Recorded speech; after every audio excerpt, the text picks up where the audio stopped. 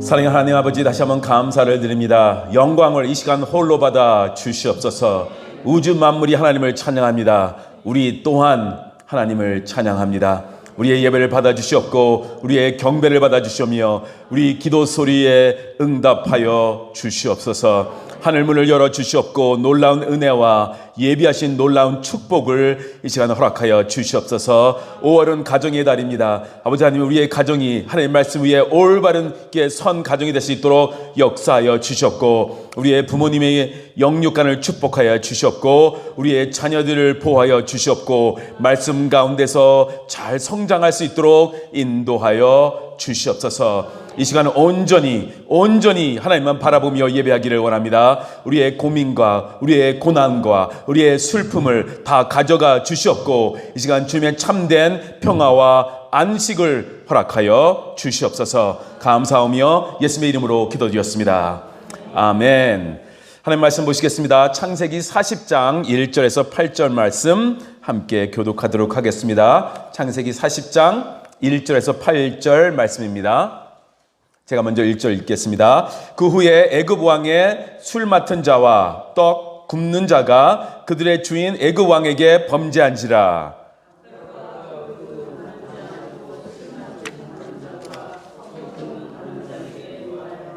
그들을 치미대장의 집 안에 있는 옥에 가두니 곧 요셉이 갇힌 곳이라.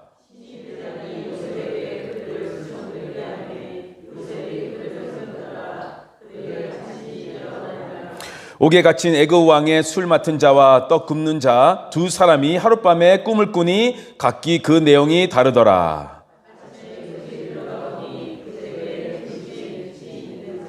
요셉이 그 주인의 집에 자기와 함께 갇힌 바로의 신하들에게 묻되 어찌하여 오늘 당신들의 얼굴에 근심이 빛이 있나이까?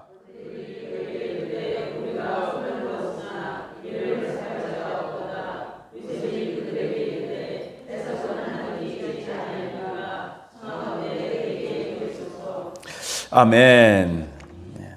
저희는 고난주간 또 부활주일 그리고 지난주에는 권 선교사님을 모시고 예배를 드렸기 때문에 잠시 창세기 시리즈를 멈췄는데 오늘 다시 시작을 하게 됩니다. 옥에서 만난 두 관원장이라는 설교 제목을 가지고 함께 은혜를 나누겠습니다. 우리는 이집트 왕의 치미대장 보디발의 노예로 그 집에 들어가서 하나님의 은혜로 보디발의 신임을 받고 그의 집안 살림을 총 책임져서 일을 하는 그 가정을 운영하는 자리에까지 올라갔던 요셉의 이야기를 지금 보고 있습니다. 그렇게 요셉은 10년 동안 보디발의 집을 잘 섬겼습니다.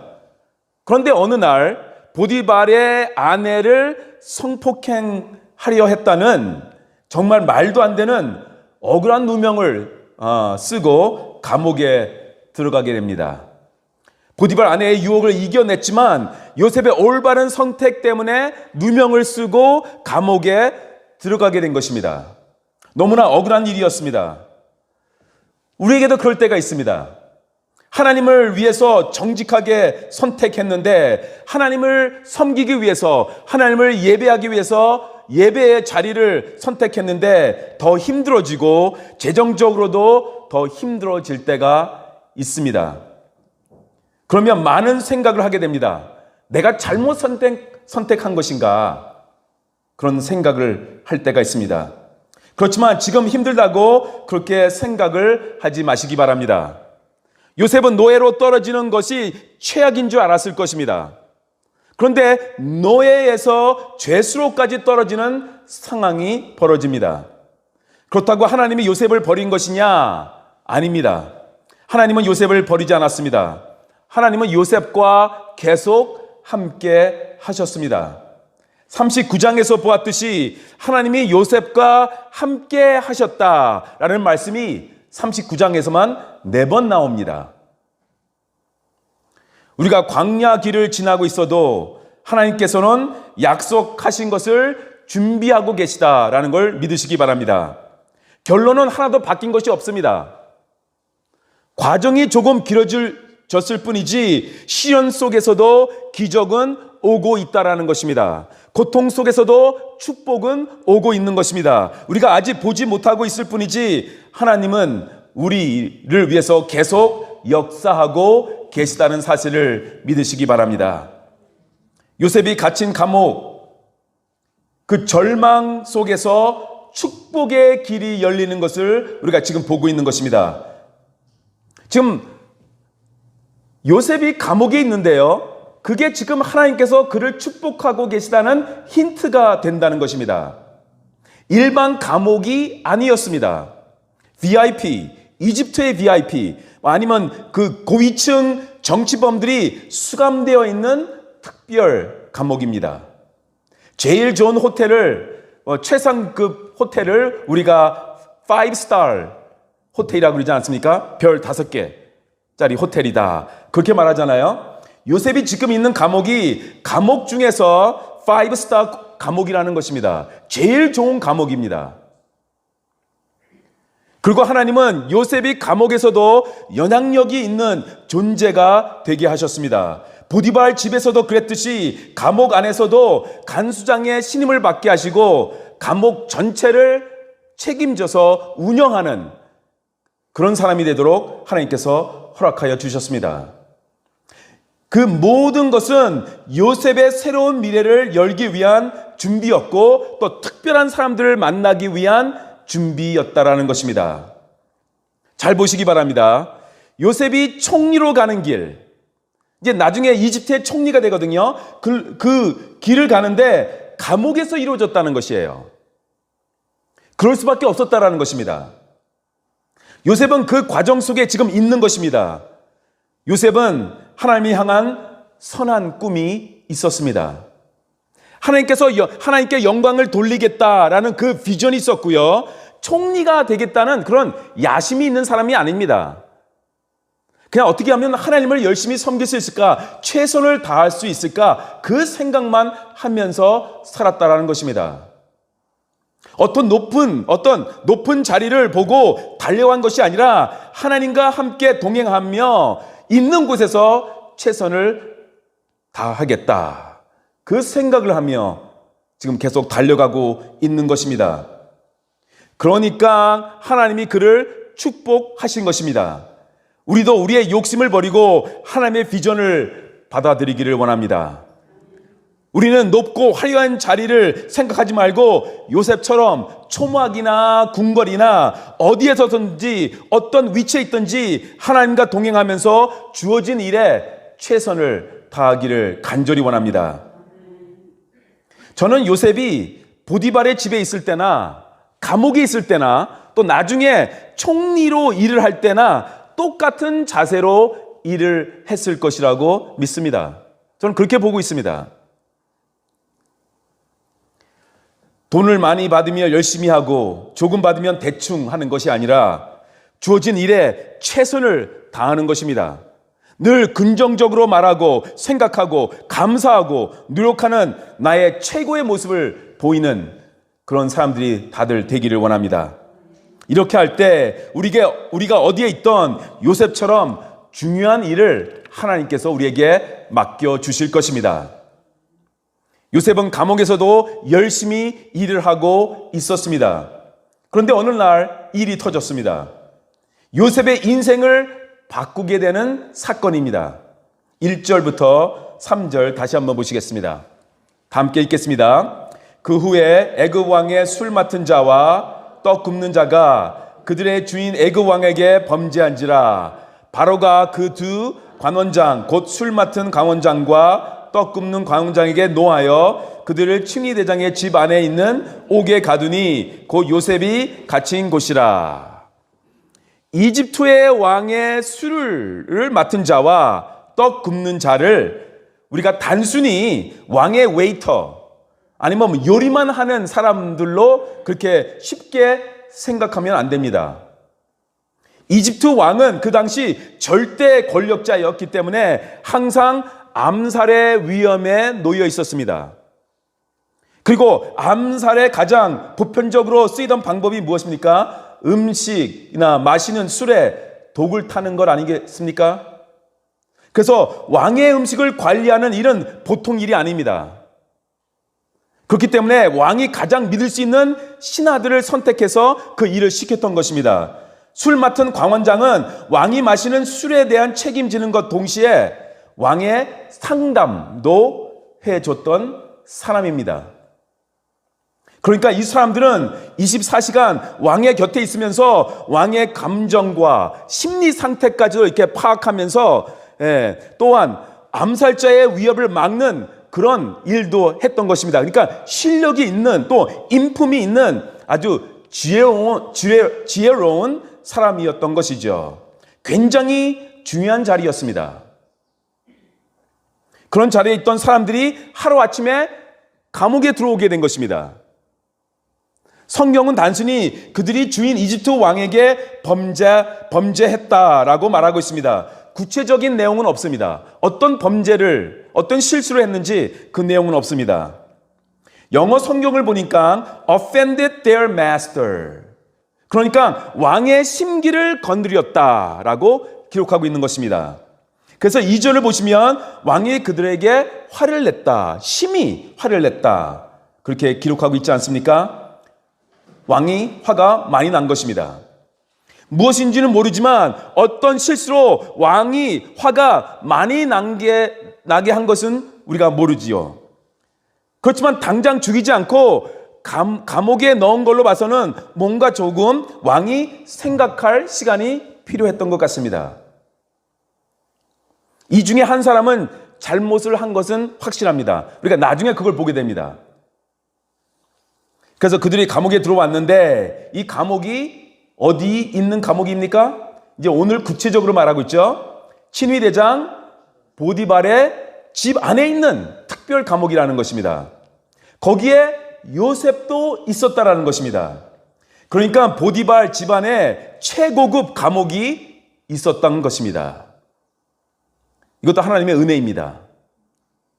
그 감옥은 지위가 아주 높은 사람, 이집트에서도 VIP, 그런 사람들만 가는 곳입니다.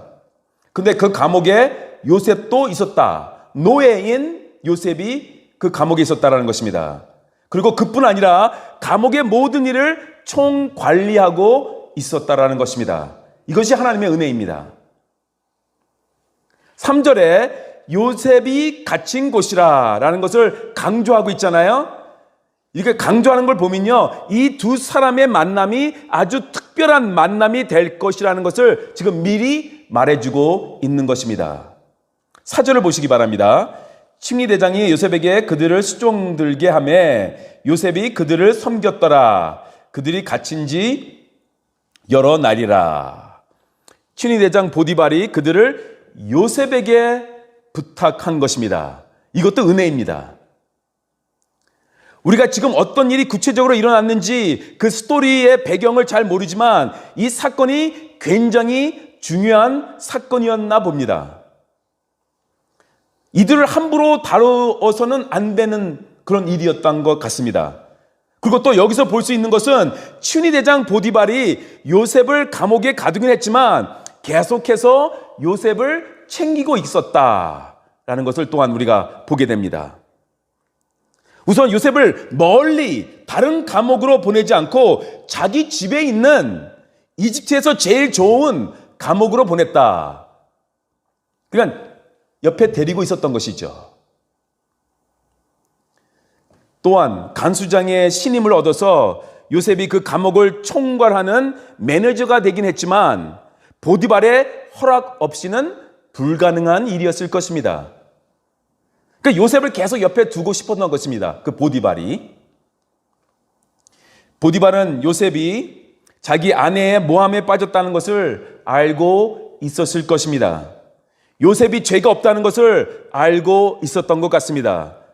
그러나 그 사실을 인정하게 되면 소문이 퍼지고 많은 정치인들 앞에서 치욕을 당하게 되는 것이죠. 또 그리고 자신의 이 높은 자리를 노리고 있는 사람들이 많았기 때문에 그 자리를 빼앗을 것입니다. 보디발이 실수하기만 기다리는 사람들이 얼마나 많았겠습니까? 정치가 다 그런 걸 아니겠습니까?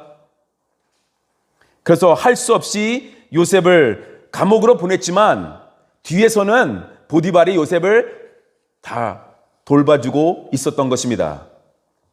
지금 감옥에 들어온 이 두 사람은 왕의 최측근 사람들이니까 굉장히 예민한 문제입니다. 또 이들 뒤에서 후원하는 또 정치 세력들도 있었을 것입니다. 둘 중에 어떤 사람이 잘못했는지 바로 왕도 좀 시간을 두면서 지켜보고 있기를 원했던 것이기 때문에 아주 예민한 문제입니다. 그래서 아주 지혜롭고 정직한 요셉에게 이 두 사람을 관리해 달라고 지금 부탁을 한 것입니다. 물론 이것은 보디발의 결정이지만 여기서 하나님의 큰 역사하심을 우리는 보게 되는 것입니다. 이 두 사람의 만남이 이제 나중에 이 노예 출신 요셉으로 하여금 바로 왕을 직접 만나는 그런 일이 일어나게 되는 것입니다. 그러니까 바로 왕한테까지 가려면 수십 단계가 있습니다. 어떻게 만납니까? 노예 출신인데 못 만나지요. 그럼 만나더라도 수십 단계를 거쳐야 되는데 이걸 순식간에 점프를 해가지고 바로 왕을 만나는 그런 계기가 되는 것입니다. 10단계 거쳐야 될 일을 그냥 한 단계로 끝내버릴 수 있는 하나님의 역사를 지금 그들의 만남을 통해서 지금 이루어질 것을 지금 우리가 미리 보고 있는 것입니다. 노예 생활에서 감옥 생활로 떨어지면서 요셉은 자기 인생이 점점 다운그레이드 되고 있다라고 생각했을 것입니다. 나는 점점 안 좋아지고 있다. 왜 이러나 내 인생은? 그런데 영적인 세계에서 본다면 하나님은 요셉을 점점 업그레이드하고 있었던 것입니다. 그러니까 우리는 영적인 세계를 못 보고 있으니까 우리가 이렇게 낙심할 때가 있다라는 것입니다. 우리가 다운그레이드 된다고 해도 영적 세상에서는 업그레이드 되고 있다는 사실을 기억하시기 바랍니다. 하나님이 점점 더 선한 길로 우리를 인도하신다는 것을 믿으시기 바랍니다. 그러니까 당장은 눈에는 안 보이지만 또 그렇게 느껴지지 않지만 하나님은 우리 뒤에서 다 역사하고 계시는 것입니다. 때로는 미리 가셔서 역사하고 계십니다. 감옥에 있는 요셉을 도우시고 있는 하나님. 그래서 요셉을 통해 열방을 구원하시려는 그 역사하심이 지금 감옥 안에서 이루어지고 있다라는 사실 기억하시기 바랍니다. 여러분의 인생이 점점 더 안 좋아지는 것처럼 느낄 수가 있습니다. 그런데 그건 진짜 어디까지나 느낌입니다. 사실은 아니다라는 것입니다. 우리가 하나님의 손을 놓지 않고 있다면 하나님께서는 어둠 속에서도 우리의 인생을 점점 더 좋은 곳으로 인도해 주실 것입니다. 어떻게 하나님께서 나를 인도하실지 모를 때가 많습니다. 그러나 분명한 것은 하나님은 인도해 주시고 있다라는 것입니다. 이 두 명의 관원장들은요, 요셉의 미래를 준비하기 위해 감옥에 하나님께서 들어오게 해 주신 그런 사건입니다. 그 전에도 말씀드렸지만 요셉은 예수님을 상징하는 인물입니다. 구약에서 예수님을 상징하는 인물입니다. 세상의 모든 것은 예수님을 중심으로 움직입니다. 이게 영적 세계입니다. 그렇게 안 보일 때가 있지만 모든 만물은 주님을 위해 만들어졌고 모든 만물은 주님을 위해 존재하는 것입니다. 예수님이 주인공입니다. 예수님이 중심입니다. 골로새서 1장 16절 말씀을 보시기 바랍니다. 사도 바울이 이렇게 기록했죠. 함께 읽겠습니다. 시작. 만물이 그에게서 창조되되 하늘과 땅에서 보이는 것들과 보이지 않는 것들과 혹은 왕건들이나 주권들이나 통치자들이나 권세들이나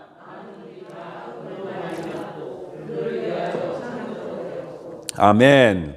지금 요셉의 이야기를 드라마로 우리가 영화로 만든다면요, 이집트의 왕이 있고요, 이집트의 왕 바로 왕이 있죠, 또 보디발도 있죠.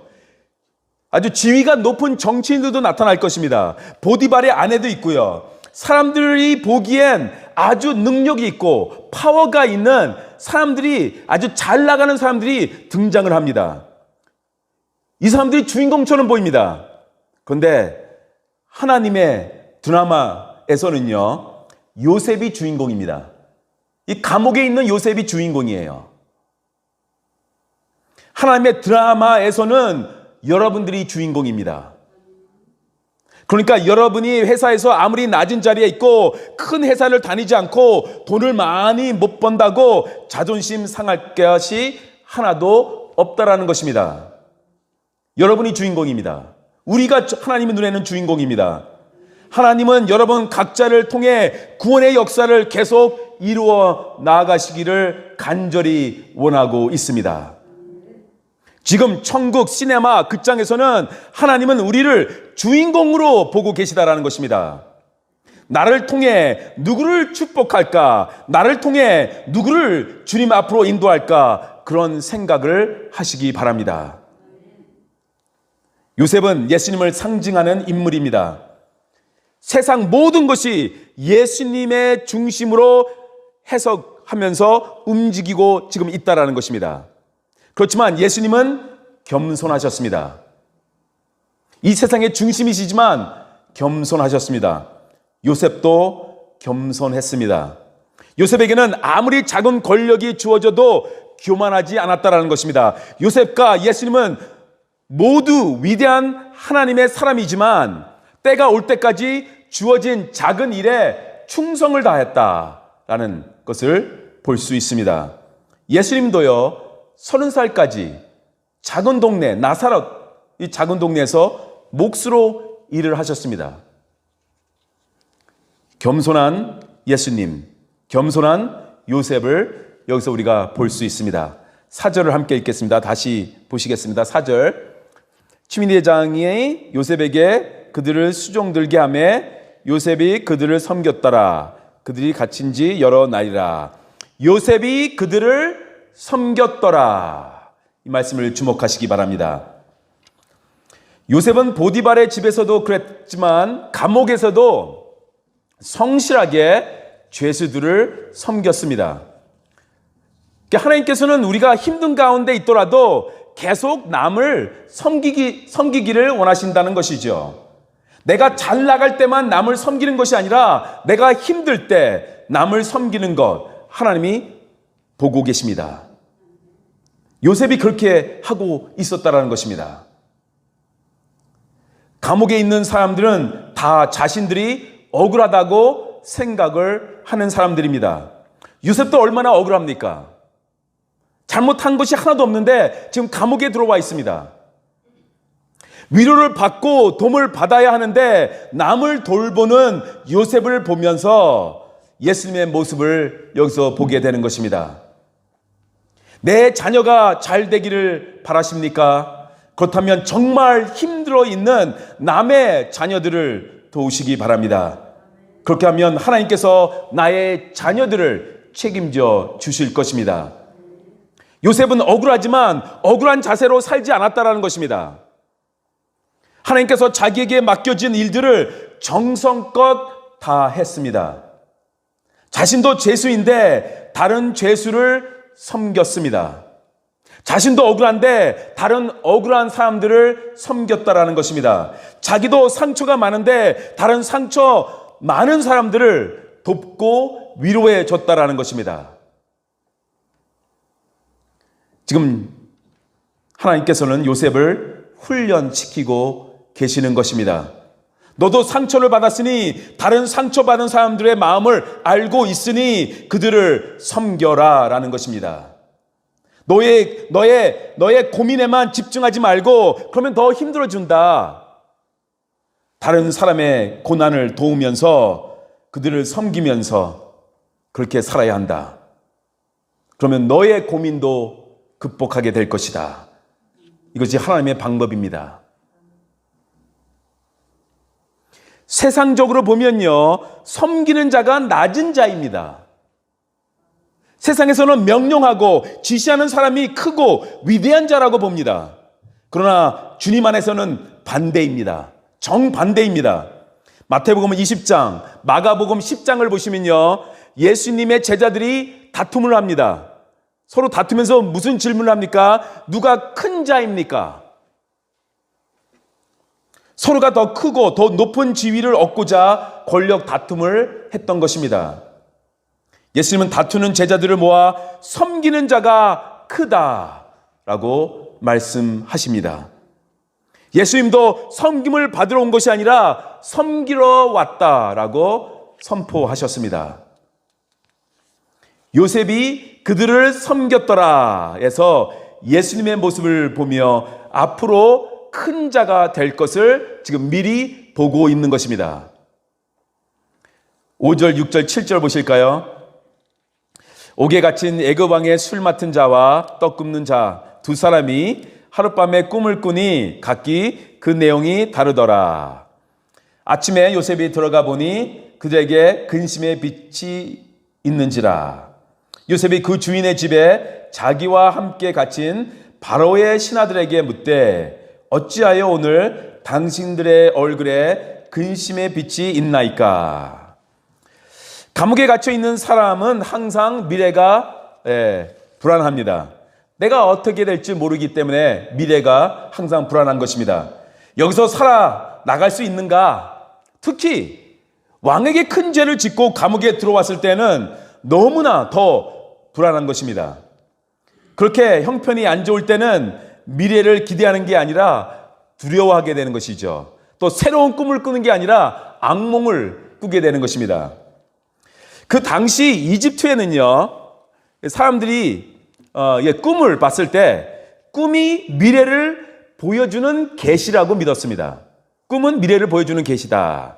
그러니 꿈에 대해서 해석하고 그 꿈에 대해서 아는 것이 너무나 중요했어요. 그 당시에는 그랬습니다. 꿈이 미래를 보여주는 것이기 때문에 꿈에 대해서 확실하게 알기를 원했던 것입니다. 근데 이들이 각자 꿈을 꿨는데 꿈을 해석을 못한 것입니다. 무슨 뜻인지 전혀 모르는 것이에요. 그러니까 답답한 것이죠. 그리고 불안한 것입니다. 그날 아침 평소처럼 그들을 보살피려 요셉이 그들에게 갔는데 뭔가 그날은 분위기가 다른 것입니다. 그들의 얼굴에는 근심이 가득한 것입니다. 그것을 보았어요, 요셉이. 이것을 알게 된 것은 요셉이 그들을 하나님의 눈으로, 하나님의 사랑으로 섬겼다라는 것입니다. 그냥 대충 섬긴 것이 아니라 제대로 섬겼다라는 것이에요. 그래서 그것을 본 것이에요. 관심이 없으면 그냥 오늘 뭔가 안 좋은 일이 있나 보다 하면서 그냥 귀찮아하면서 넘겼을 것입니다. 그런데 그들에게 물어보잖아요. 어찌하여 오늘 당신들의 얼굴에 근심의 빛이 있나이까?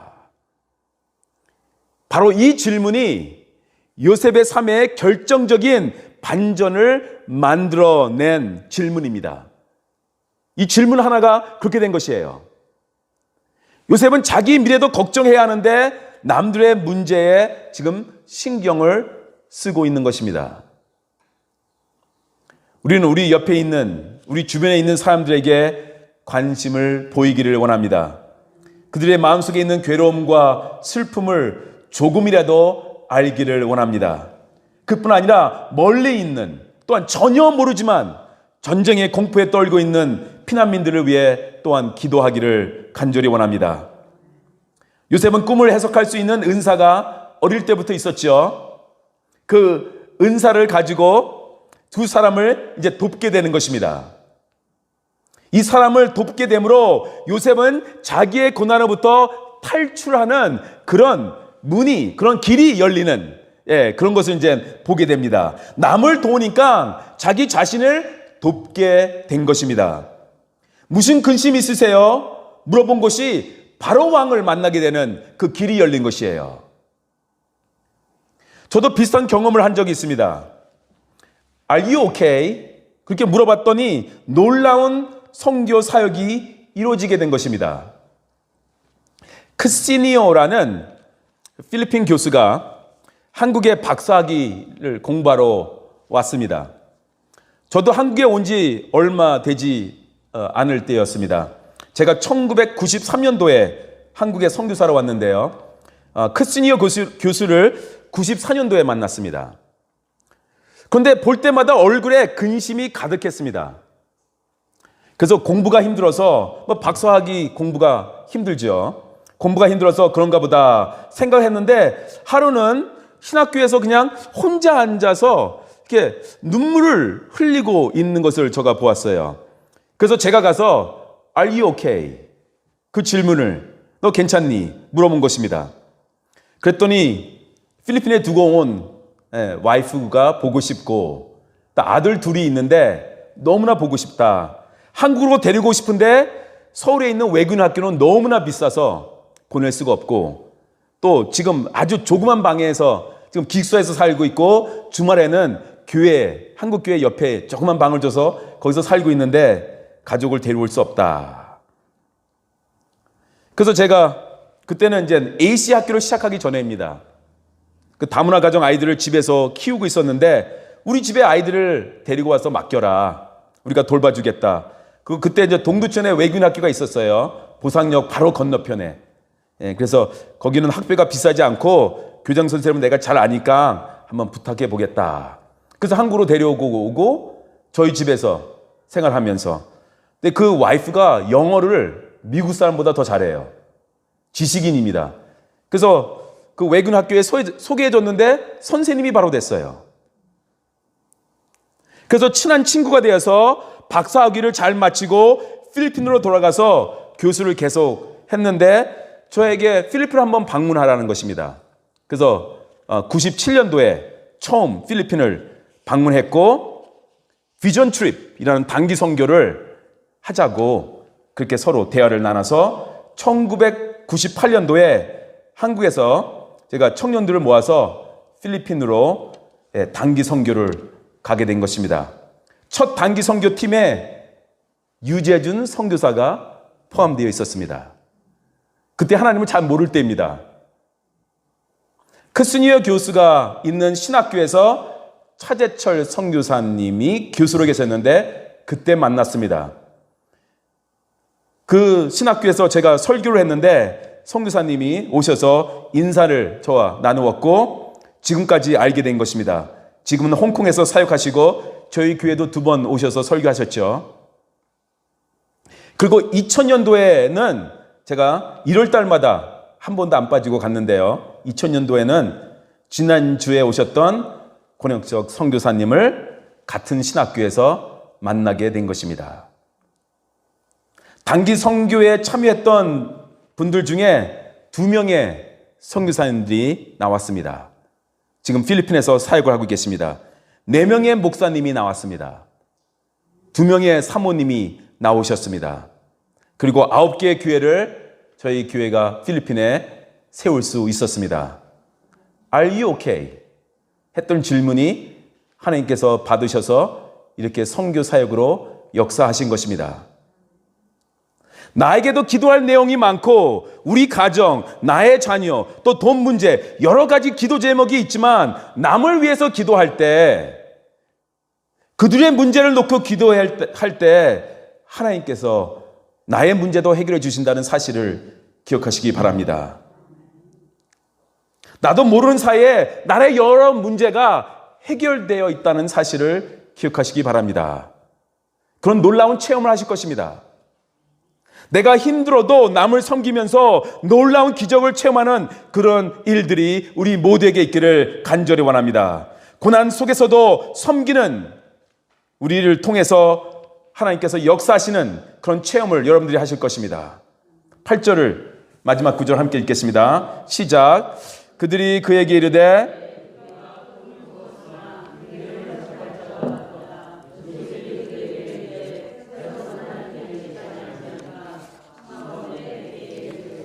아멘. 고대 이집트에서는 꿈을 해석하는 전문가들이 따로 있었습니다. 왕의 특급 자문위원들로서 왕실에서 따로 이렇게 관리를 했죠, 그들을. 그런데 지금 이 관원장들은 감옥에 있으니까 왕실이 관리하는 그 꿈을 해석하는 자들을 만날 수가 없는 것입니다. 지금 왕실에 있었다면 그들에게 가서 나 이런 꿈을 꿨다 해석해달라 그러면 해줬겠지요. 그런데 지금 감옥에 있지 않습니까? 꿈의 내용이 이상해서 누군가 해석을 해줘야 하는데 그럴 사람이 없으니까 미래에 대한 걱정을 해서 지금 고민을 하고 있었던 것입니다. 이때에 요셉이 딱 나타난 것입니다. 요셉은 어렸을 때부터 꿈을 많이 꾸는 사람이었잖아요. 요셉의 별명이 무엇이었습니까? 형들이 지어줬잖아요. 꿈꾸는 자. 그렇게 불러줬잖아요. 요셉이 꿈 얘기를 듣는 순간 이거 내가 잘하는 건데 그런 생각을 했을 것입니다. 그리고 바로 말해줍니다. 해성은 하나님께 있지 아니하나이까 꿈꾸신 것을 저에게 말해주세요. 그렇게 말을 합니다. 이 말은 무슨 말입니까? 나는 하나님의 사람입니다. 하나님께서 해석해 주실 것입니다. 그 말을 하는 것입니다. 아주 그냥 담대히 말하잖아요. 하나님이 나와 함께 하니까 저에게 말해주세요. 그런 말이죠. 인간의 미래가 하나님의 손에 있으니까 하나님의 계시를 받은 자만 이걸 해석할 수 있습니다. 오직 하나님만 여러분을 도울 수 있습니다. 지금 그 말을 지금 요셉이 그들에게 하고 있는 것입니다. 하나님의 위대하심을 지금 그들에게 말을 하고 있는 것입니다. 놀라운 것은요, 근데 또 관원장들이 요셉의 말을 그대로 믿고 꿈 얘기를 해줬다라는 것입니다. 그것도 놀라운 일 아니겠습니까? 이것은 하루아침에 된 것이 아니다라는 것이죠. 그동안 요셉이 그들을 섬기면서 쌓아온 신뢰가 있었다라는 것입니다. 그것이 없었다면 아무리 스트레스가 많아도 아무리 근심이 있어도 자기 꿈 얘기를 남에게 노예 출신인 특별히 이렇게 요셉에게 할 수가 없는 것이죠. 너가 뭘 안다고 나서 하면서 뭐라고 했을 것입니다. 근데 그게 아니라 그들의 꿈 얘기를 해줍니다. 그들은 그동안 요셉에게 지극한 섬김을 받아 마음이 감동된 상태였습니다. 또한 이 청년에게는 정말 하나님의 지혜가 있구나, 어떤 하나님의 기름 부으심이 있구나라는 것을 그들이 판단한 것입니다. 그래서 요셉에게 말을 해줘야 되겠다. 젊은 청년이지만 도움을 받아야겠다. 그가 믿는 하나님이 누구인지 나도 한번 알아봐야 되겠다 하면서 꿈 얘기를 해준 것입니다. 우리도 이렇게 주변 사람들에게 신뢰를 받는 사람들이 되기를 원합니다. 그렇게 될 때 우리가 간증을 하면 그들이 더 받아들일 것입니다.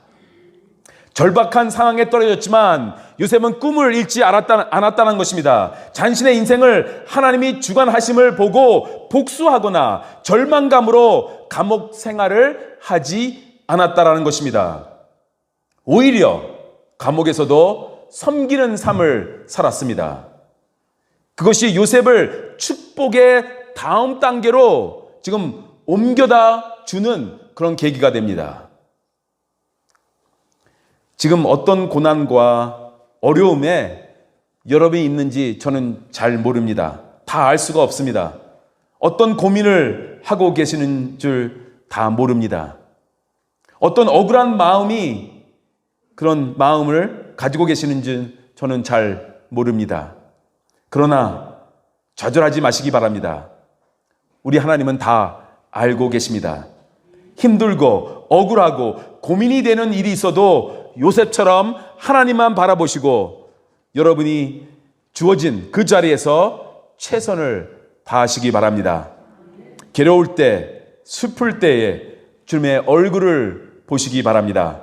눈을 들어 주님을 보시기 바랍니다. 그리고 내 옆에 있는 더 힘든 사람을 섬기시기 바랍니다. 하나님의 기적이 거기서부터 시작이 될 것입니다. 기도드리겠습니다. 주신 하나님 감사합니다. 요셉이 아무런 힘든 가운데 있어도 섬기는 자로서 계속 사역을 하는 것을 보면서 우리도 요셉을 닮아가기를 원합니다. 아버지 하나님, 감옥에서 요셉의 미래를 준비하신 하나님, 우리가 어려운 가운데 있을지라도 거기서 우리의 미래를 하나님께서는 준비하고 계시다는 것을 믿사옵나이다.